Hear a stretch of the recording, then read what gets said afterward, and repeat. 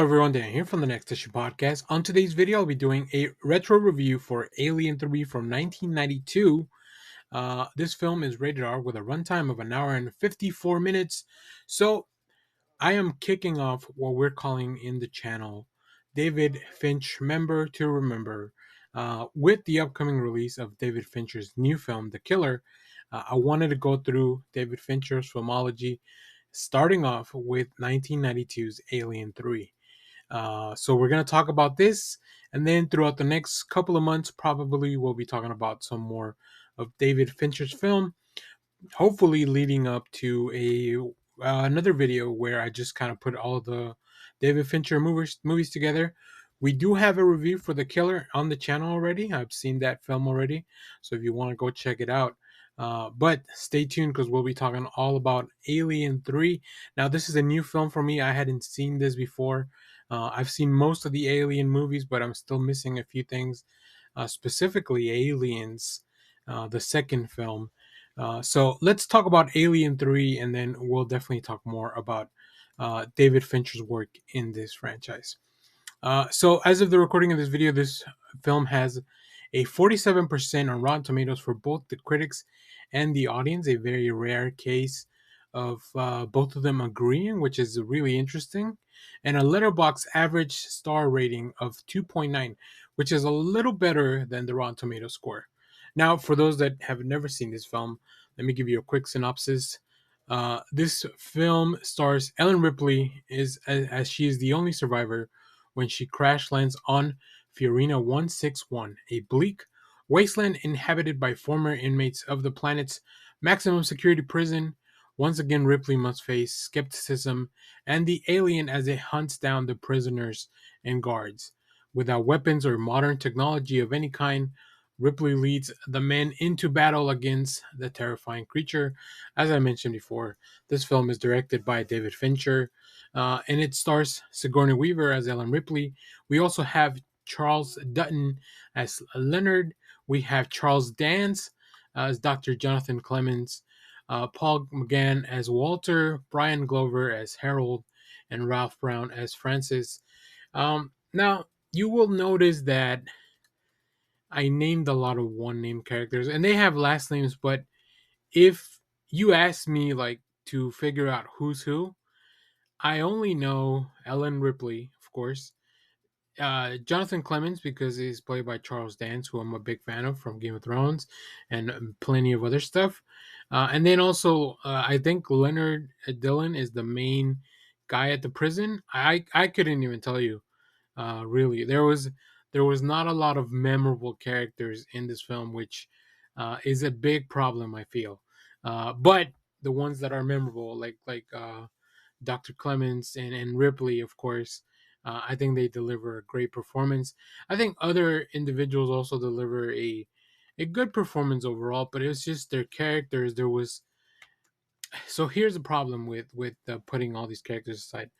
They are part of this like prison type of environment, right? Where they're all dressed pretty much the same because of a lice epidemic. They all have their heads shaved, and it's definitely like they all kind of blend in together at most. They don't have a lot of recognizable personalities or anything like that, which kind of stand out. So that was one of the problems I had with the film. Um, the other big issue, and I'll get into some positive stuff. There's definitely some stuff that I enjoyed about this movie, but I can see why it's received the critical and even the acclaim from the audience. How why it is so low on an average. Um, the story's it's kind of boring. Like it's it tries to do the alien things without a lot of the tension or without any of the I'm sorry, but taking away modern technology or weapons, that those are some of the cooler things um, about the alien stuff. So that's what kind of makes these movies interesting. They didn't at no point until maybe the last sequence, which I actually really enjoyed, did it feel like they were fighting. It was more of a bit of a character trying to bring Ripley back. Now the film starts making a very strong statement at the beginning when it talks about pretty much the whole crew from the prior movie. So if you were a big fan of the prior movie, this movie starts out with a gut punch telling you like, yeah, you won't really see any of them other than Ripley. So if you were a fan of those people, you're kind of out of luck for this one, right? Now, this franchise and specifically this film has gone through. It went through a lot of issues that a lot of other people have talked way more about, and probably in a better form. So I'll actually link to the Crew Expendable episode down in the comments. This the podcast that my buddies do where they go in depth into all this stuff. They're big Aliens fans, so I'll link to their episode for this movie, which is going to be a lot better, and will educate you more on the story and the history behind this film, the critical reception, everything else, as well as their insight within the Alien film. So now let's go over some of the things that I kind of enjoyed. I will say the look of this film, how dirty and gritty it is, and everything is so kind of dark and dingy and grimy, like that. That's kind of like the Fincher aesthetic, right? In some of his films, and I definitely see a little bit of that coming into play. It's not as well executed as some other things like, let's say, Seven or movies like that. Um, but I think overall, it's done. It fits the mood of what they're trying to achieve. The problem is that everything, because it is some kind of like prison planet, everything kind of looks very same all the time. Like I said, up until the last 20 minutes, that's when we actually get some kind of new environment. So the problem that I have with the film is just that at no point was I like really hooked into. There was no like big gimmick or anything like that. Even Resurrection has the gimmick where, and we have a review for that on channel as well, where Ripley is like kind of like she has super strength and super soldier stuff like almost, with the new alien stuff. So and also all the cloning. Um, so in this film, the xenomorph comes through a dog, so we do get a different looking xenomorph. Probably the first time we had seen one like that, which is kind of more of a dog form. It's more on its all four legs as opposed to just on its hind legs, where it's not really up vertically. Which, whenever it's done practically, I think it looks very cool. Still, I like the design when it's practical. We do get a lot of CGI of this creature that obviously just hasn't aged very well.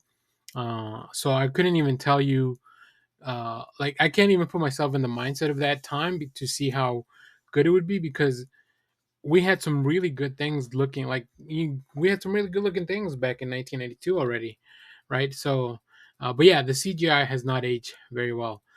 But the creature itself, like I said, the practical design, whenever the creatures like just close up to the face and some of the more practical effects, they're still pretty good. A lot of the practical kills, like the blood splattering, like all the stuff that you go to an Aliens movie, at least that's what I go into an Aliens movie for, to see these people get taken down by the xenomorphs. That still looks pretty cool for a lot of the time. There's some really gnarly kills, some inventive things that they do find a way to use this new setting and this weird ship. Into like bring it into the rotation, and it does deliver some of that good stuff there. We also get a lot of shots from the creature's point of view, which I think are cool. Like it's very frantic and a very, it just adds a lot of kinetic energy to the shots. But all that stuff happens really towards the end of the film. Like I said, the last 20 minutes of the film, I was really actually very much into it.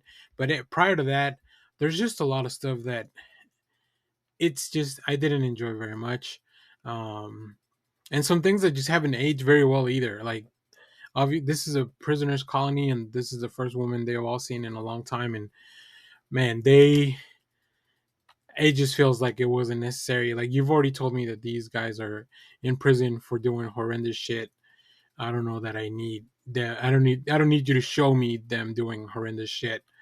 It doesn't get too extreme, but it's still like, yeah, I didn't care for that part of the film either. Um, so yeah, I think if you can, the film is too long. It's just too long for an alien film. If this had been like 90 minutes and the last sequence of it kind of stayed the same, I think I would have been very excited. or a lot more excited about this film. So, yeah, unfortunately, this film is not my favorite. I, from what I understand, David Fincher came onto the film pretty late onto it, so I, I don't want to say I don't put this on him, but I wouldn't put any of this squarely just on him. Um, but I don't know. You guys, let me know. There's people out there that are a lot more Aliens fans than I am. I'm just kind of like on the periphery with some of the films. I am enjoying the new comics that are coming out from Marvel, so make sure to check that out. Got plenty of videos on that on the channel. And then, like I said, if you want some in-depth analysis and conversation, go check out the boys over at Crew Expendable. They do a really fantastic job breaking all this down, including like books and comics and just so much other stuff other than just the films. But that being said, I'm very excited for this David Fincher journey. I still haven't decided if I'll go chronologically or if I'll check out the things there's a lot of films I haven't seen from him before, including like the Girl with the Dragon Tattoo series and all that stuff, the game. So there's still a lot of stuff I haven't seen from David Fincher. So I don't know if I'll do that first or if I'll just kind of go chronologically through his films because I have seen a lot, like Seven, Fight Club, The Social Network. Like there's a lot of stuff that I have seen that I quite enjoy, and I know I'm gonna like that. So I don't really know what I would say in the review other than this is really good stuff. Also, stay tuned. I'll put a link down in the channel for my buddies, the Rob Fishbeck Network. They're doing a tier ranking show later on. Also to kind of come into the release of The Killer. That was one of the things that kind of prompted me to do this because I was like, I think it is a good time to talk about David Fincher. So very excited for that. Let me know what you thought about this film down in the comments. Let me know what your favorite Aliens film is. Um, should I watch Aliens? I feel like a lot of people tell me that that's a really good one. I know it's Jim Cameron, so that's definitely a plus. But yeah, let me know down in the comments. As always, thank you for watching, everyone. Remember to share, like, subscribe, hit the bell so you know when we go live. That is most Saturdays, 10 a.m. Central Standard Time. Stay tuned. We have more comic reviews, trailer reactions, TV recaps, all that fun stuff here in the channel. Thanks for watching, everyone.